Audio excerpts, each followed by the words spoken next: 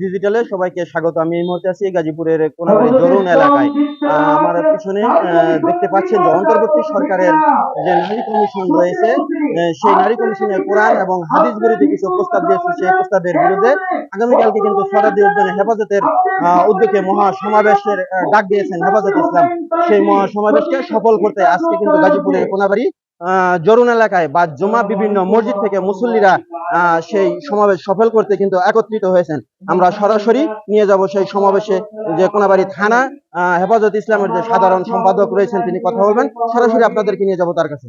বর্তমান অন্তর্বর্তী সরকারের কাছে একদল মহিলা, যারা এই দেশের মহিলাদেরকে ধারণ করে না, বাংলাদেশের মুসলমানদের ধর্মকে তারা হৃদয়ে ধারণ করে না, যারা নাস্তিক্যবাদ লালনকারী, এই সমস্ত একদল মহিলা তারা প্রস্তাব দিয়েছে নারী সংস্কার কমিশন নামে।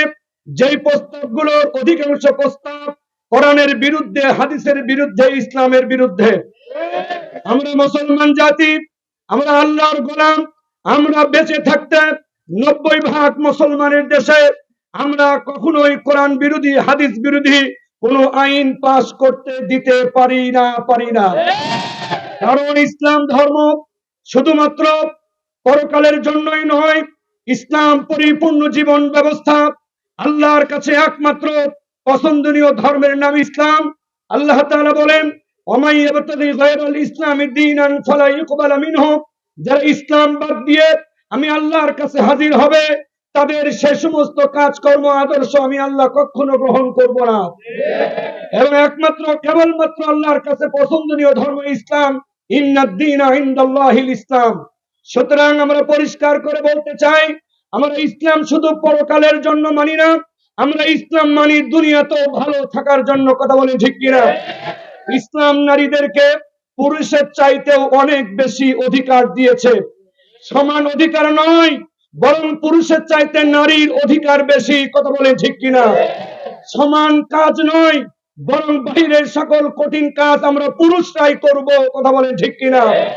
এই জন্য আমরা মহিলাদের অধিকার চাই।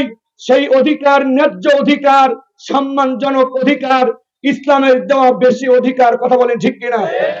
এই সমস্ত চক্রান্তের বিরুদ্ধে আগামীকাল বাদ ফজর থেকে সারা দেশ থেকে লাখো তৌহিদি জনতা আলেম ওলামার সাথে হেফাজতে ইসলাম বাংলাদেশের ডাকে সহরাদি উদ্যানে সকলে উপস্থিত হবেন।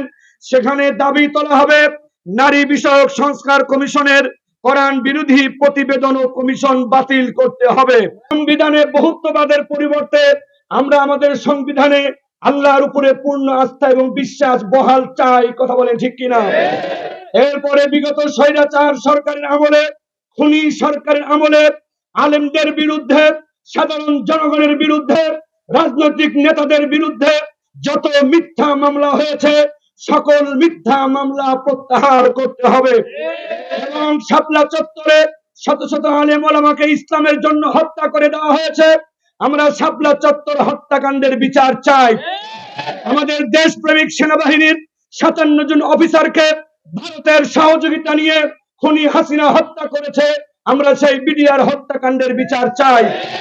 এবং মোদী বাংলাদেশে যখন আগমন করেছিল, কোসাই খুনি মোদী, সেই মোদীর আগমনের বিরুদ্ধে বাংলাদেশের আলেম ওলামা তৌহিদি জনতা 2021 সালে রাস্তায় প্রতিবাদে মিছিলে শরীক হয়েছিলেন। খুনি হাসিনার নির্দেশে সেখানেও শত শত লোকজনকে হত্যা করা হয়েছে এবং আহত করা হয়েছে। আমরা সেই হত্যাকাণ্ডের বিচার চাই।